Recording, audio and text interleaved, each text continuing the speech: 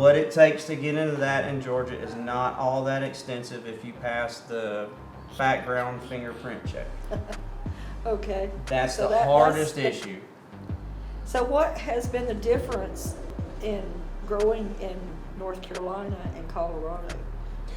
Oh, I mean, pretty immense, but I think it's I wouldn't say catching up is the right word, but things are improving. I mean, it's typically grown in very dry, climates, higher elevation and different. Weather is definitely different. Very different. Humidity, mold, rots, big thing. It's a flatland farming, and the production point of view is totally different. You're looking at guys that are used to planting hundreds of acres in small rows of grasses that just transitioned over to drill in a different seed. Mm-hmm. In Georgia, we don't have that same mentality. We have corn farmers, which can't plant on the same dimensions. So it's a whole different planting aspect in that nature. Well, now we've always been told that hemp's easy to grow. And you can just throw a seed out there and it's going to grow. And if you throw 100 seeds, you're going to have 100 plants. But probably 75. But they don't realize the obstacles that could occur once you put those seed in the ground. Absolutely. In our environment. So would you like to speak to that? Oh, not really. Okay. But will you? Yep. We planted 4 acres, probably harvested 1 total.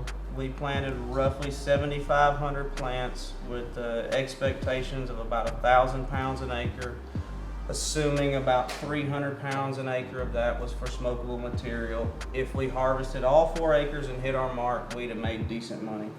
However, when you plan on dry land farming and a bottomland in Georgia, like all the good old boys have done for years and years, because you ain't got irrigation other than pumping out of a creek, you think they're going to tap down?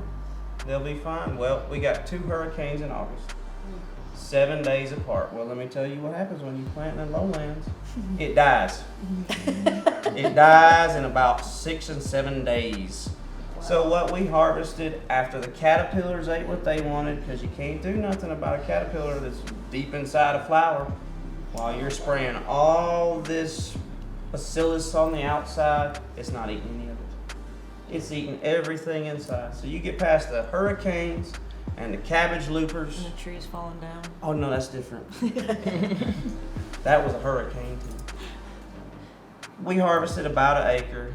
Probably ended up with 600 pounds of total material. Maybe 100 to 120 pounds was for the smokable market, which is what we planted for, because the consumer packaged goods market had no traction when we planted back last summer. That did not meet the major quota of guys that have been planting outdoors in dryland Colorado for years.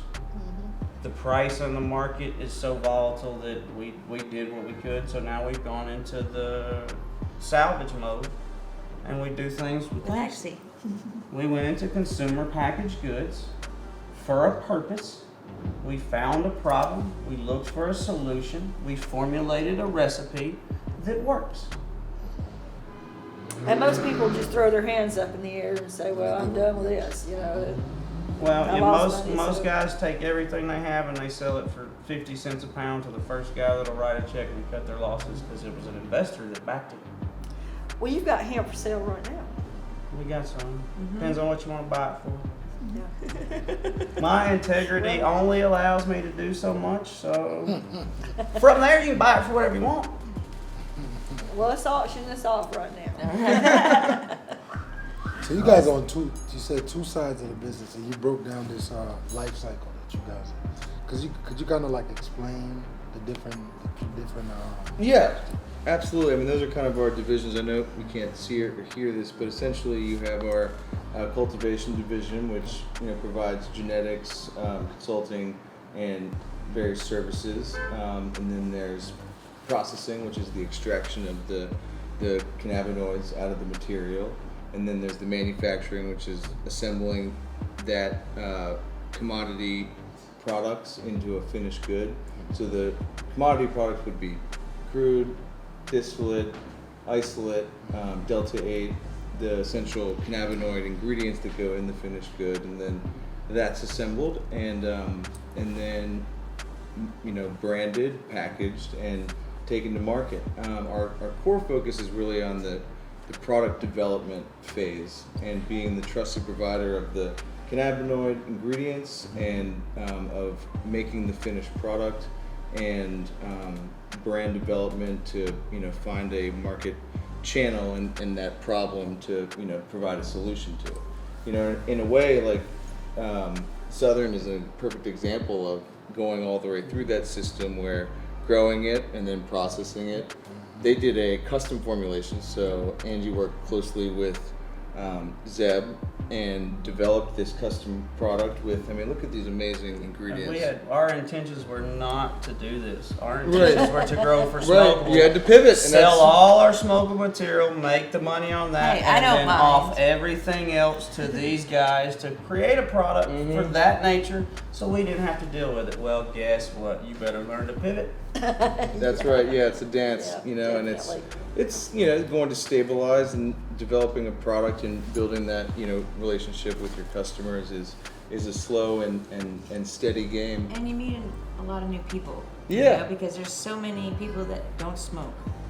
Right, that want another That delivery still mechanism. want another delivery method, and that's And there's also a lot of people coming out of the woodworks. Yeah, we're seeing a lot of them. New customers every day, and also by working together, we're able to offer their product, and then also like our house of brands, which has are all kind of differentiated for different markets, whether that's geographically or different like demographics and things like that. So we are able to equip somebody who has made a product to also offer all these other products, so that suddenly they are the source, they are the guide, and this new customer, client, business person is the hero that we're helping along their journey to get started. So when you start out in hemp business, most of the time, I assume, you don't, did you investigate the market? Did you, okay, take it away. No, entrepreneurs never do that. When you were doing it for a living before it was an industry, Right, it's not a lot of investigation. right, Right. yeah. That's a whole on nother, that part. yeah, on that that's a part of the whole business, nother 'cause there's- facet of the, On the Industry. marketing and sales, yes, we had a customer base already aligned. We had a buyer already set up for everything we could produce to the par of quality in which they sell. We didn't hit the marks because 99% of what they sell is now all greenhouse and indoor, because the transition of the market, which is so volatile, happened so rapidly we couldn't even keep up. We can't sell a product at a price to pay back a investment based on current market sales and prices and compete with the guys that grew 20 acres of greenhouse over 3 or 4 sessions and are offering it at $150 a pound because they Yeah. did it in 2019, and they're just not doing it anymore. They're just selling it to anybody that'll buy it for that price because it doesn't cost them anything to store it. So the competition with large scale producers that were already in the market from Oregon, Colorado, Oklahoma, not really California, kept us at bay basically. No, well, so how do you pivot against those large entities? How are you guys able to maintain? Connection Yeah. and friends and relationship. Community, locality, solutions to problems of your friends on a small scale. Develop that, proof that concept, show it works, share it with everybody you know. Then you start gaining traction. And if you see that you make, say, 50 sows and they sell out fast, you make 100 sows, they start selling even faster. Well, next thing you know, you're up to making 1,000 of them, and you're finding retail stores, and you're putting white labels on things, and you're taking the products that we create or you create, and you're gaining traction. Mm-hmm. Or if you don't want to look at it in the farming sense and you want to look at it as product development and strictly on a business sense, growing it is not profitable unless you're a setup farmer. What's profitable is you find people like us. You say, hey, I want to create this product because I have this problem with a family member, and we heard this could be a solution. Yeah. We say, here's what you can do, here's what we provide, here's how we do it.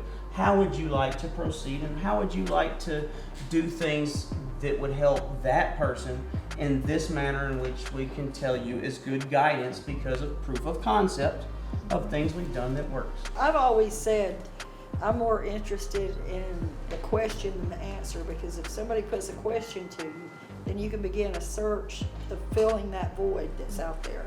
And it looks like y'all put some creativity in your efforts and are, you know, coming up with these great products. And Angelene is doing a great job of promoting